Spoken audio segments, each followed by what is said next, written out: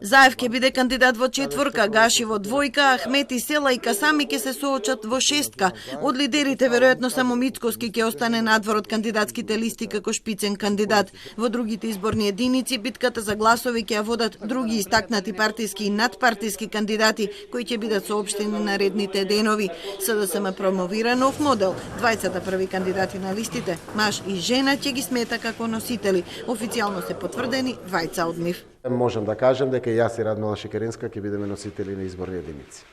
Во секоја изборна единица ќе има една носителка жена, еден носител маж. Во секоја изборна. Ние одиме со двајца носители, ќе биде или жена прва или втора, но за нас е двајца носители.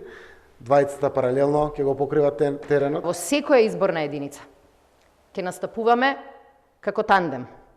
Ќе настапуваме како комбинација на маж кандидат и жена кандидат или жена кандидат и маж кандидат, со кој што сакаме не само визуелно, туку политички да испратиме пораката, дека за да се промени државата на подобро, потребни се сите. Се шпекулира дека во првата изборна единица ќе бидат Мила Царовска или Рената Десковска и Никола Димитров, во втората Оливер Спасовски, во третата Љупчо Николовски, во петтата Венко Филипче или некој од предходно споменатите, а во шестата Билал Касами. ВМРО ДПМН најверојатно ќе ја предложи професорката Гордана Силјановска Давкова во единицата, иако таа имала одредени резерви.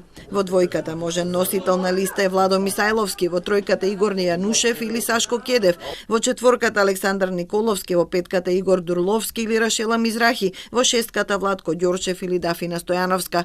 Лидерот Мицкоски вели дека честна понуда е да се каже кој за што се кандидира, без криење на неуспехот со пратенички имунитет. Сега, ако сте се определили да бидете кандидат за мандатар, би било честно, честито, би имало некоја морална вертикала, ако само тоа бидете.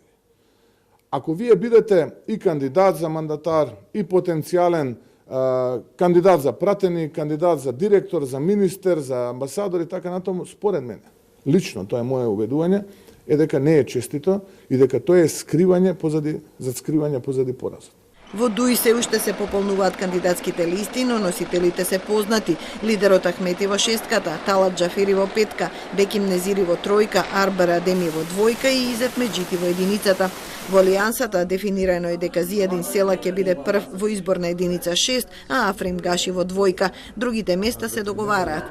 Сите листи треба да бидат доставени до ДИК до четврток на полноќ, пошто следуваат роковите за проверка на кандидатурите. Изборната кампања стартува на 23 март.